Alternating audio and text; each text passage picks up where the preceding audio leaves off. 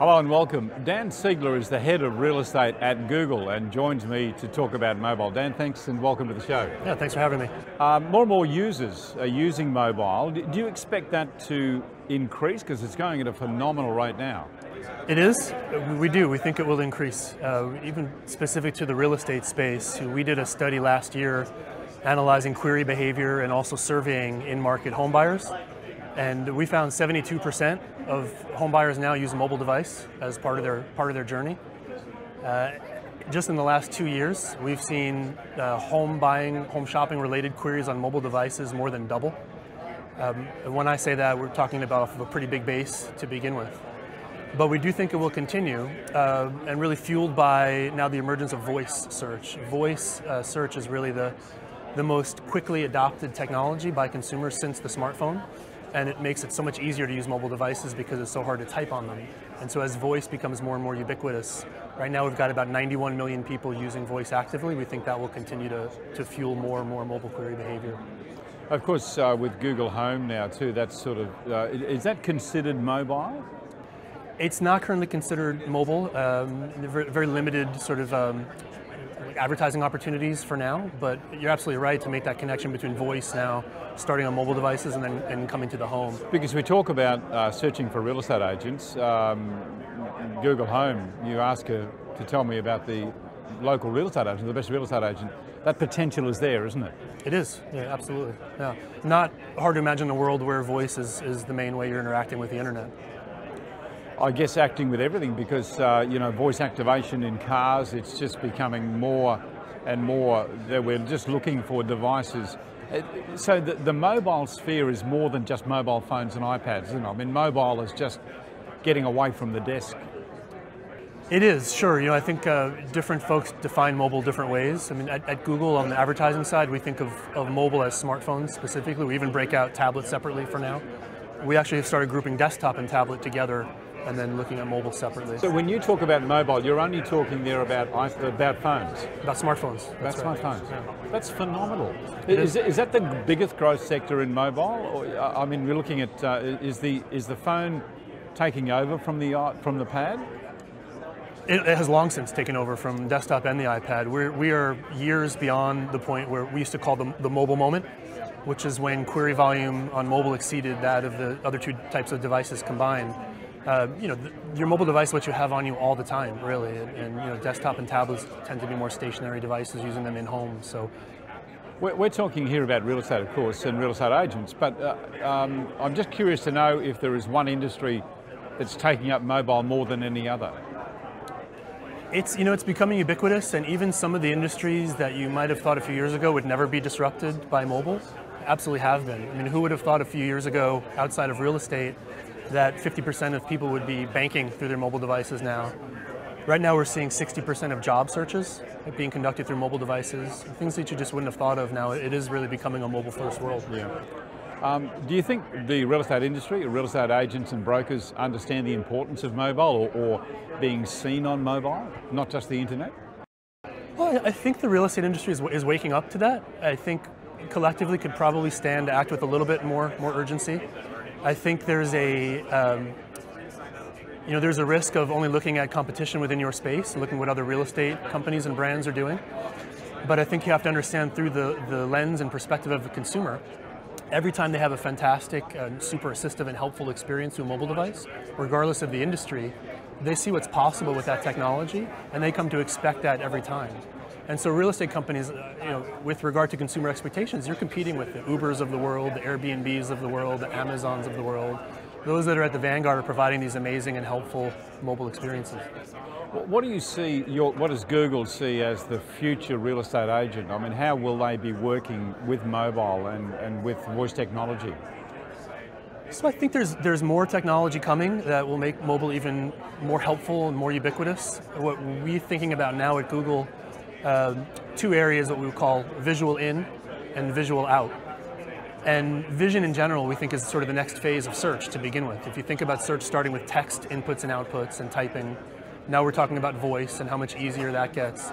We think visual is the next. And so visual in for us is about Google Lens, which essentially is a camera function that helps you scan and recognize objects in your environment and get more information about them. So, consider home decor items, for example, right? Scanning that and then getting information about that item, getting recommendations for similar items that you might like, etc.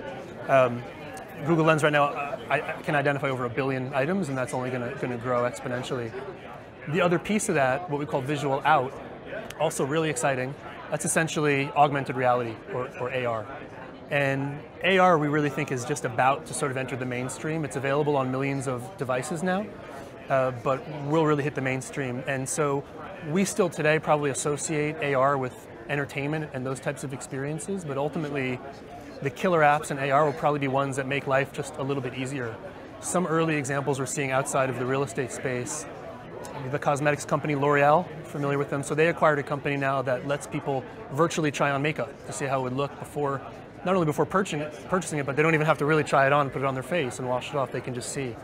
Mercedes-Benz, the car manufacturer, they're testing now using AR the user manual overlay. So now you're in your car scanning the different features of the car, and the user manual information just comes up through your phone. You don't have to open up the manual. So little things like that that make a big difference in the everyday life of consumers. Let's talk about augmented reality in real estate for a moment. Where do you see that going? What are some of the developments happening there? So, I think we're still waiting for the industry to kind of get in front of that technology and innovate and show us how it could be used. I think it's not hard to sort of extrapolate off of some of the home decor and fashion uses we're seeing now and see how that can be impactful in a home, and looking at different features and understanding what you might want and not want in a home. But I think, right now, a lot of what we talk about in the real estate space, mobile specifically, video also, a lot of folks are playing catch up, right? Trying to catch up to existing consumer expectations.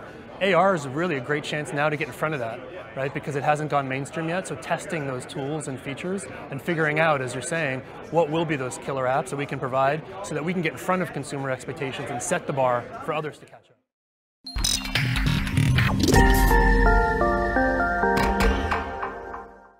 Hello once again, and welcome to this week's Property News Update. Nicola and McDougall with me in just a moment. These are the stories we're going to cover. High-tech gadgets. We've got some great ones to show you too.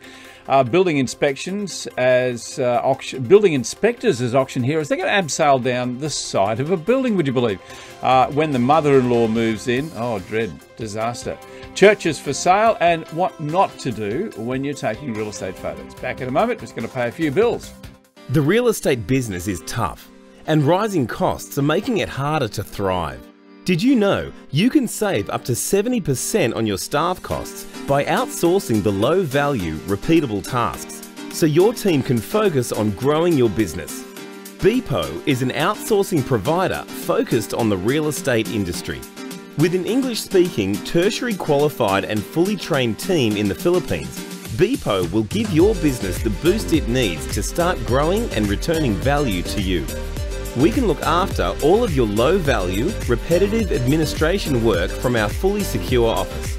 We provide comprehensive real estate-focused training and accreditation.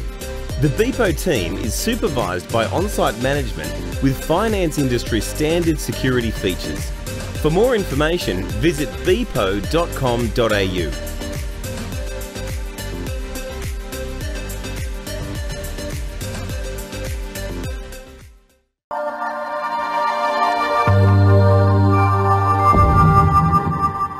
Hello and welcome, Nicola McDougall from Bricks and Mortar Media. G'day, Nicola. Hello, Kevin. How are you, my friend? Thank you. Got a nice little background there, a bit of art behind you. Been investing in some art, have you? I know. I'm on the road at the moment, and that is a beautiful imagery of South Bank in Brisbane, I think. Yes. Looks beautiful. It does indeed. I'm on the road and speaking to you, while I'm out and about. Good on you. Okay, well, our first story comes from Hort residents. That sort of instantly says upper class, doesn't it? Hort. Is that how you say it? Hort, H-A-U-T-E? Yeah, I think so. Or is it Horty? Well, I think either probably could work. It's a bit of a giveaway that we don't really all that posh. Hey, these are high-tech gadgets.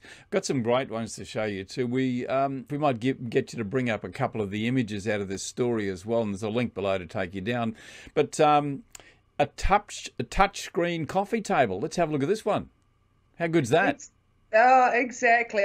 This story, Kevin, really just shows how the internet, I think we're talking about here, technology is permeating through all of our lives in so many ways. And in this story here, we're talking about a coffee table that turns into the equivalent of, I guess, a Everything. computer, and you can sit there and do bits and pieces on it and things like that. There's a bed as well that has, Yeah, well, we'll come to that in a minute. But sorry. the coffee table, I just want to bring the images up as we talk about it. But the coffee table, it's really not all that new, is it? I mean, let's face it, they've had those sort of techie type television screens and so on for quite a while. Not quite sure that I like it on a coffee table, though. No, me neither. A coffee table's that. You've got to put your cups of coffee on it. And that's food. right, exactly. And just, I guess, for me personally, probably just a little bit of too much of an invasion. We're so wired in all the time now as it is. You're an old fuddy-duddy. Well, I'm What's not. wrong with you? I'm just trying to give myself time and space to, let the creativity flow. And it's hard to do that when you don't have any time, when you're not searching for something or going down rabbit holes. Hey, you mentioned about the high-tech bed. Let's have a look at that. That worries me because, and maybe I'm the old fuddy-duddy, but you go to bed to sleep, let's face it. There's a lot of research out that says you shouldn't even have a television in the bedroom, but this thing is surrounded with tech. Exactly, and that research, I think, as well, Kevin, shows that you shouldn't be, looking on your phone. That's right, the blue light, isn't it? Yeah, exactly. So, look, again, for those people that want everything at at their fingertips, literally, the bed would suit them. I don't think that I would be quite keen on it. One thing that I wasn't overly keen on was the mirror. Oh, now, come on, that's the one I like. Did you? Yeah, I tell you why, because I reckon with technology now and things like mirrors, we're going to have to get used to the fact that a mirror, and I think we covered this in one of our previous stories, but a mirror gives someone the ability to detect things, particularly on your face, like early signs of skin cancer, that sort of stuff. But eventually it's going to be able to read your face and read how well you are, and that information could go straight to your doctor. How scary is that? Well, scary, that's right. I agree with the skin cancer thing. That would be awesome if it could detect things, early. But the one thing I didn't really like about that one was it was all about how it would help ladies put on makeup, and there was different lightings, and you could work out what makeup to wear when you were going to the pool or whatever it might be. And it's quite funny you should mention that because Kevin. Yeah, a couple of weeks ago we had to do some filming, and I normally don't wear makeup. I'm not wearing any now, obviously. But and you can tell that probably. But we had to put makeup on because it was in a studio. It was the biggest pain in the butt. Like it took about an hour, and I thought, it'll be just a bit of quick powder here. It wasn't, and then I couldn't wait to get it off because it really sort of made me feel hot and so on. So yeah, I can understand why you'd probably get upset about a mirror telling you what sort of makeup you should wear. Yeah, exactly. And I think, we are spending a lot of time taking selfies and looking at ourselves a lot in modern society. So enough's enough, you reckon? Yeah, and the other thing too, if it's connected to the internet, goodness only knows who'd be watching. And some of the things you get up to in the bathroom, well, let's say. I don't know about you, Kevin. Yeah, what about me? Hey, let's move to the next story in a moment. Before we do, I just want to tell you that RET show 349, almost 350, Nicola. How good's that? It's out tomorrow. Market facts that make way for wishful thinking. Misunderstandings about finance clauses. A fascinating conversation I had with Kate Bakos, so don't miss that. A lot of we dispel a few myths about finance clauses and when they're good to use and when they're not. Hey, did you know that you can actually use a finance clause at an auction, Nicola? Yeah. Yes, I did. Yeah, well, we talk about that tomorrow in the show. Downsize the demands being met by developers. New Zealand banks ease up on high LVRs. Now, that's good news. See, that market in New Zealand's ticking along with a lot of really good stories coming in there. And renters' dreams have been shattered. That's out tomorrow, Real Estate Talk. Check it out. It'll be available for you tomorrow on the website, realestatetalk.com.au, and also at propertytv.io. Hey, Nicola, let's go to story number 2. This one comes from the New York Times. I love this. Building inspectors as action heroes. A growing number of building facade inspections increasingly done by women. They're rappelling into New York City's glass and terracotta canyons. They're coming down the side of the buildings. Amazing, isn't it? Wonder why they're using women. Well, it's interesting when you read this through the story, which is fascinating actually on so many levels, not just about architecture or the New York skyline. One of the women there who abseils and does this for a job says that the only reason they can think of why there's more women than men is that women don't have the same, they're not as afraid of heights as men are. Oh. I don't know if that's a personal preference. I must admit, I'm not afraid of heights. No, I'm not. I love heights, and I've been abseiling. My partner is, though, and he is often on the outside of buildings doing various tradesman bits and pieces. So I don't know whether it's that. There's the reason why there are more women being involved in this. But and of course I love it. Oh, yeah. Actually, in the story, it talks about how sometimes when they are abseiling down the building, looking at the facades for safety reasons, sometimes the police turn up because people think that there's something untoward going on. Yeah. But what's fascinating with it is clearly it's a very unique story in New York and in Chicago as well, which was the beginning of skyscrapers as such in the 1880s, I think it was. Is that, they were talking about buildings now that are 150 years old, and there's a lot of old masonry, and unfortunately in these cities, people are getting injured and killed sometimes, which is why there's a certain amount every 5 years that need to be physically inspected from the outside to prevent these types of things happening. And in New York, a lot of people are worried about air conditioning units. Yeah, I was fascinated in the story too. I thought it was quite cute when the women come down and they actually get down to ground. There's normally a crowd there, and they give them a round of applause. I thought that was fantastic. Hey, just an aside to that story, and you mentioned there about skyscrapers in New York and the history of that.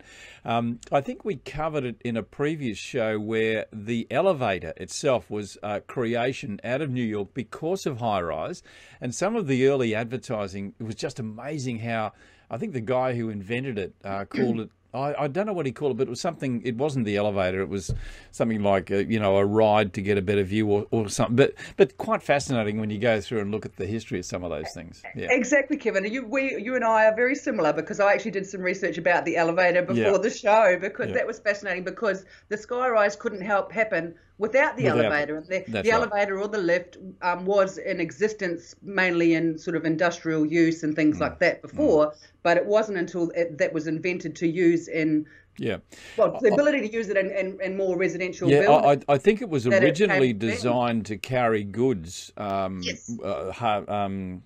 bales and things like that up the side of a building, and that I think that's the way it was pitched. Like now we're carrying humans on these things. Exactly, and people were scared to use them. And and it actually made me remember, I mean, probably before my time, but do you remember that, I mean, there still isn't in the States, right?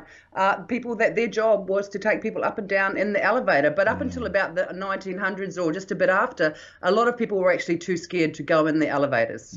What is it? Level 4, women's underwear. Level 5, men's underwear, whatever.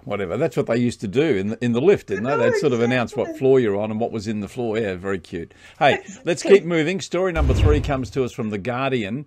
When the mother-in-law moves in. Great story, this, because it's about intergenerational housing, and I'm getting a lot of requests to talk about this subject, about families coming in, living more together, where the grandparents will come and live in the house, whether it be a granny flat or the house itself. But this story focuses on what's happening in the UK with extended families moving into the one house, Nicola.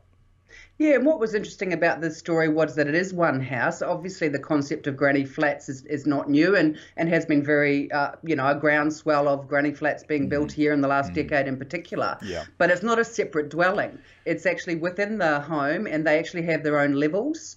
And the mother-in-law, I think, lives on the top level and things. And I think in the story it says that they share a couple of meals a week. Yep. She's certainly not there as their housekeeper or anything like that, but she does help out. And I think she is she is by herself now, and she said as well that it was nice for her to be in a house with some noise. Yeah, I think the reason they don't do isolation. Yeah, I think the reason they don't do granny flats is because they just don't have the land. That's right. Yeah, exactly. And a lot of them are terrace houses, so it makes a good solution. My cousin, in fact, in Melbourne, he extended his home and built in a separate unit in the house for his mother-in-law, and it was actually quite successful. But he had the room to do that in the extension. So I think it's a great move. Intergenerational housing is something we're going to see a lot more of. Oh, certainly, and clearly in the biggest cities around the world, quite common in a lot of cultures already. Yes. But perhaps about to become a lot more common in some other cultures in Australia, UK, obviously, and in the US. Mm. Hey, let me tell you that Your Investment Property issue number 141 is out right now. It went on sale just yesterday, actually. 141 cash flow positive suburbs have been revealed. The team at Your Investment Property has done all the research. They've crunched the numbers for you to come up with more than 140 locations Australia-wide that are set to deliver strong returns and the promise of capital growth. Cue the cover. This is what you have to look for. Have a look at that. Isn't that? I love the colour blue. It's my favourite colour, actually, Nicola. The success story inside Your Investment Property, revisiting the portfolio of an investor who was actually formerly the Investor of the Year finalist, Matthew Cosgrove. He shares the ups and downs of his investment journey over the last decade. He details how he survived the mining downturn and has enjoyed 7-figure profits. Also, 7 proven strategies to improve your rent in the current market, especially in Sydney and Melbourne. It's horrific. Getting higher yields is a key concern for landlords. This month, you'll get all the best ways to do exactly that, plus how to get big gains out of budget properties. All that and lots more in Your Investment Property magazine. It is out right now. Look for that pretty blue cover. It's quite nice, isn't it? Very nice indeed. I did see a sneak copy yesterday. Yes, I know. I gave it to you, didn't That's I? right. And when you do, check out page number 7, I think. I think that's the page. Very handsome. I think your photo's in there too, Nicola. It is. Okay, move on to story number 4, the Church of Scotland. Now, the church here lists, they've got their own website, and they list 40 properties for sale or under offer, including churches, land, manses and houses. So if you want to get a manse or an old church, go to the website. We'll give you the link in the story below, but there's some fascinating ones in there, Nicola. Did you have a look through? I did, and clearly I like this story, given my last name is McDougall. What I was interested in with this story, Kevin, there's a mix of old churches, yes, and manses as well, yep. Houses for clergy, etc. With the churches, though, they've still got graveyards there. Yeah, so, you'd have to preserve what those. Does that mean? Yeah, well, that would be a covenant, I would think. I tried to find that detail on the website to sort of say, you wouldn't be able to do much with it, I wouldn't have thought.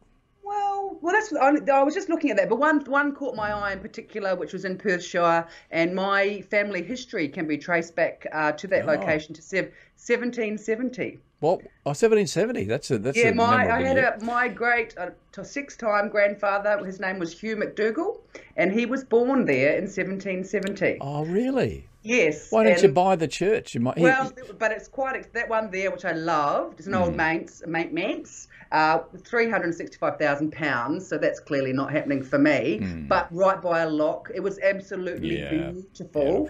So all of these ones, just wonderful history. And if you have the ability, they may actually have subdivided them, and taken the cemetery part out or the burial part out of. I don't know, but they range in price from £60,000 and £90,000. So it's well worth having a look. Check out the link.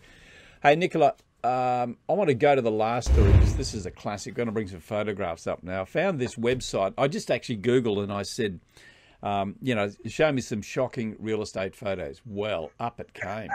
Now, the website's called Fix the Photo. I don't know what that's about. But have a look at some of these. We'll bring the first one up, which is a fake pool. Can you believe that someone would actually, not only the fake pool, but have a look at the fake grass as well? I know, exactly. Isn't that shocking? Really, I presume that these things are real, but it beggars belief, doesn't it? Like, if you, not everyone's Photoshop skills are good. Mine aren't good, but it's probably, well, definitely illegal in many countries, and B, it's just so obvious that it's not even a good-looking fake pool. No, it's just a blue. Look, I do think, in fairness, it's probably an attempt by someone to say, hey, you could get a pool in here, but gee, I tell you what, it's pretty risky because you'd have to get council approvals and all sorts of stuff. But, you know, to even put that fake grass in there, I think that says a lot about how clever it is. Hey, second photo, probably not as bad, but obviously in houses where, you know, the stove is not included in the sale price, you've got to show what you could do there. But I think they could do a better job than this one. What do you reckon? That stove looks warped. Well, that's what I thought as well. When I first saw it, when I first glanced at it, I wondered whether, because you know how people tweak around the edges of photos and it warps, they stretch them a bit, and things like this. But they've actually just tried to pop some bulgy, weird-looking, from another dimension. Yeah. Maybe it's a stove that takes you to another time. It looks like it's from another time. Futuristic stove, yeah. Well, exactly. Hey, the third photo, I included this one because this would be a photographer's nightmare. Where would you stand to take a photograph in this bathroom without being seen? So obviously a very clever touch-up job, because he must have been seen, or she must have been seen somewhere in there to take that photo. But I would be horrified to go into that bathroom. Well, someone clearly liked mirrors a lot. Yeah. Maybe they were scared of vampires or something like that. Who knows? I mean, otherwise it doesn't make much sense to have that many mirrors inside the bathroom. What was interesting about, if you go to the website, there are many, many, many, many of those photos which are somehow involve the toilet. Yeah, I know. I like our next one. Let's go to the next one, because I think I want to finish on this. This is the last one. But the caption here, loo with a view, really? Why would you put that into your advertising? Isn't that a shocker? Even a curtain there. Yeah, exactly. Is this the one with the fake with the green stairs going up to it? Sorry, I can't see it on screen. Green stairs going up to the loo at the top. Isn't that a shocker? But even just the angle of, look, one of the worst photos I've ever seen, but even like focusing on those green stairs, which looks like it's that artificial grass or something, or old shag pole carpet from 1971. Old, worn, even the stairs are worn down. So it's exactly. I mean, you know, if you have to include that in the listing, you certainly have to worry about what the rest of the property looked like. You sure would. So check out that website, have a look at some of those classic photos. And don't do any of that. Yeah, exactly. We're going to have to leave it there. Nicola, thank you so much. It's been a lot of fun again. And we'll be back again next week at the same time to give you the stories that caught our attention. Not always a serious story, of course. We don't like to be too serious in this show. Nicola McDougall helps us put all that together, along with Kieran Clare from Bricks and Mortar Media. Nicola, have a great weekend. You too, Kevin. Lovely to see you, my friend. Dear. And we'll see you next time right here at Property News Update. See you then.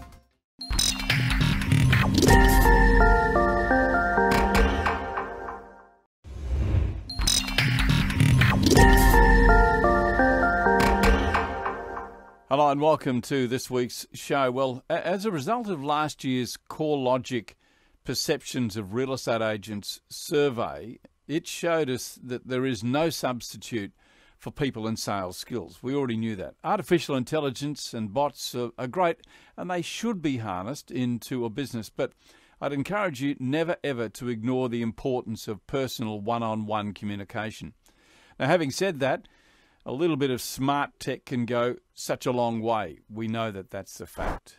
Enter the next generation of the data supplier that, well, launched it all, and the one, I guess, that many of us grew up with. I'm talking about RP Data. It's certainly been around for quite a long time. CoreLogic's head of real estate, Jeff White, joins me to talk about what the new RP Data looks like and why it needed to be recreated. G'day, Jeff. How you doing? G'day, Kevin. How are you? Yeah, good, mate. This is a pretty exciting thing, really, because I mean what I said there. We grew up with RP Data. It was the first, it revolutionised the information flow, not only for agents and their access to it, but also for consumers. It was a pretty important timing. Yes, it was, Kevin. And as we know, CoreLogic was previously known as RP Data, as a company, has been Australia's leading independent property data solution for many years, as you say. And, agents now need to have data at their fingertips, and the introduction of mobile facilities has been a real winner.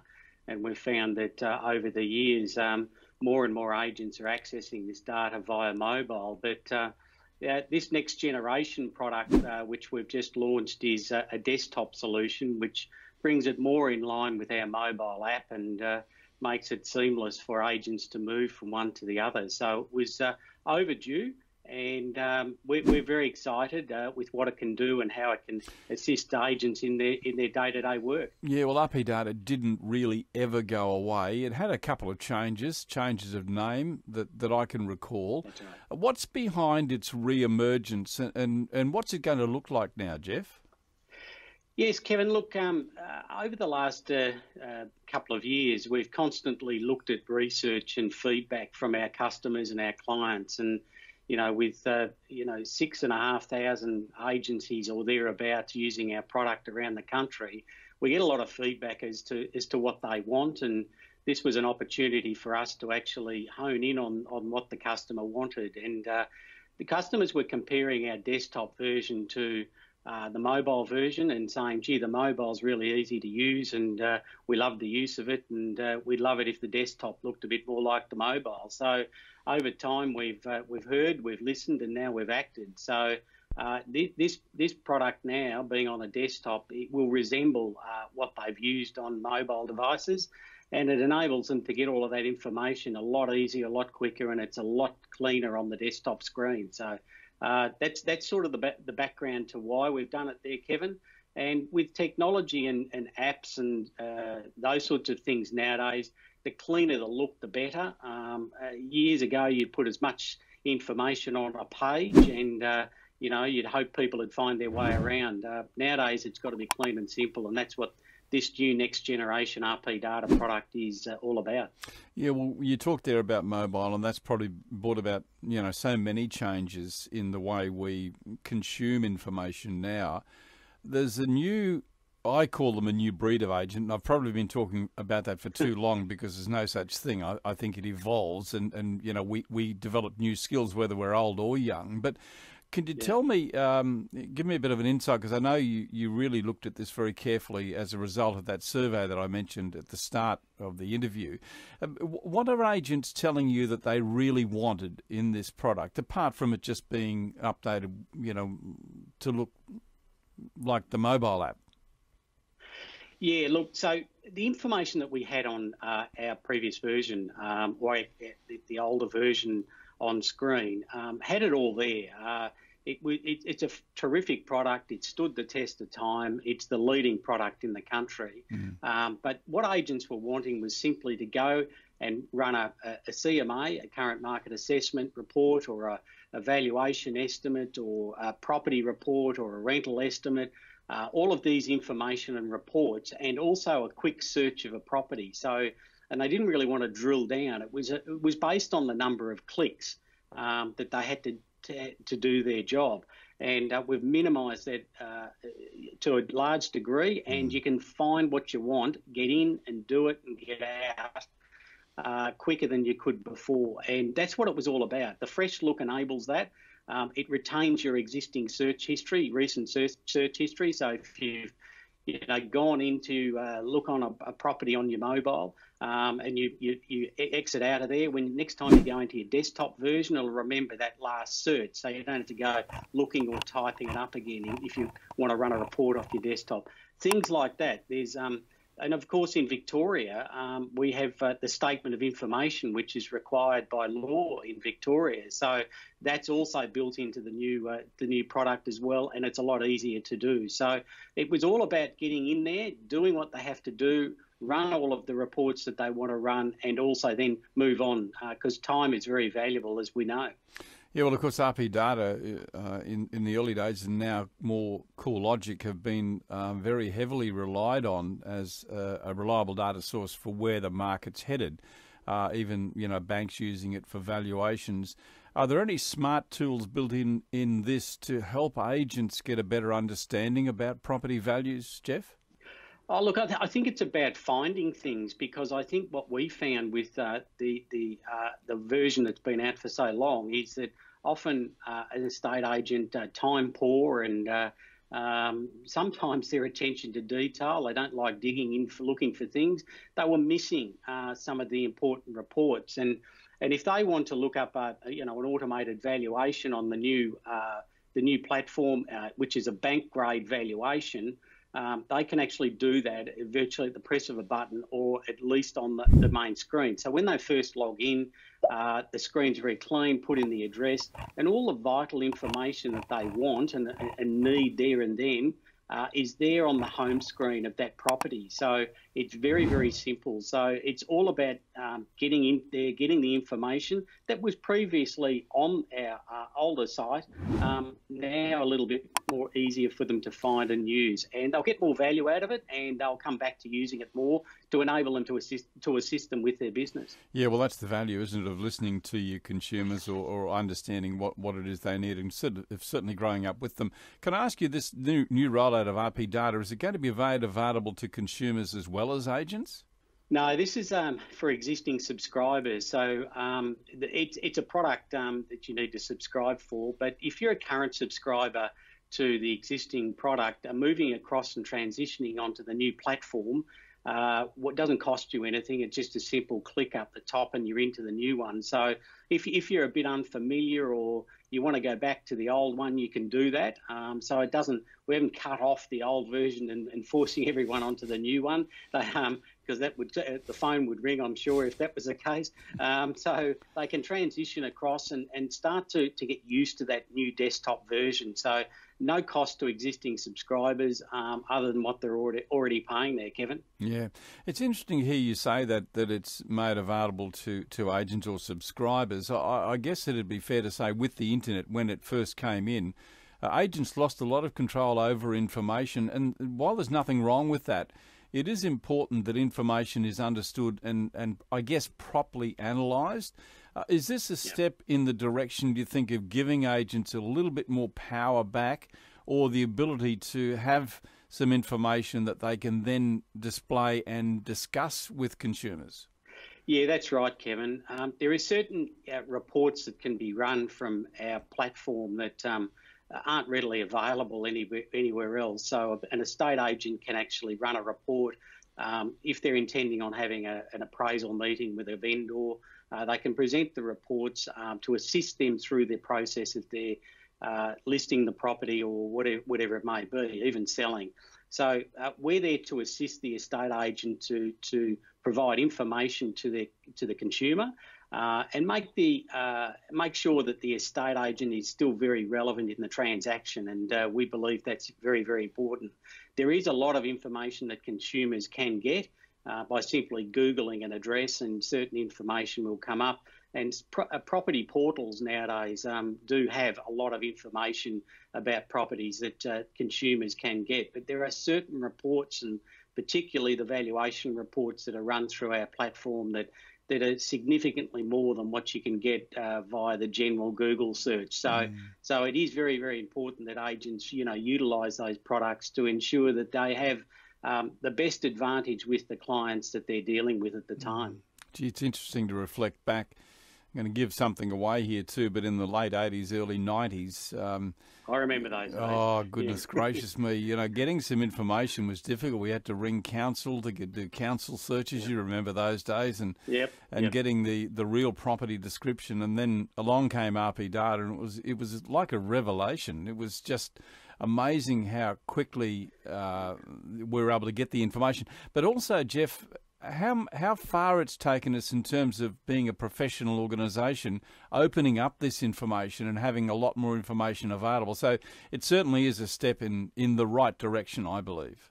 Oh, yes, exactly right. And I think estate agents have been very reluctant to open up a little bit of this information to clients and the consumers. But in the end, the consumer, that's life nowadays. The consumer has the power of the internet, and the days you were mentioning are well before the internet. So they were very reliant upon the estate agent, and if they weren't armed with the right tools, they weren't actually providing that thorough professional advice that they could have. So nowadays, everything is there, and at the press of a few buttons, the estate agent can extract a lot more data and information about a property that you could ever get, and assist that consumer in the selling or buying of real estate. And that's what they're about. And the more professional advice and information that they have, the better that they're able to do that. And they can do that through our next-gen real RP data product. Just as an aside, Jeff, do you remember the days when we used to take photographs and had to take them down to get them developed before we could put them in the window?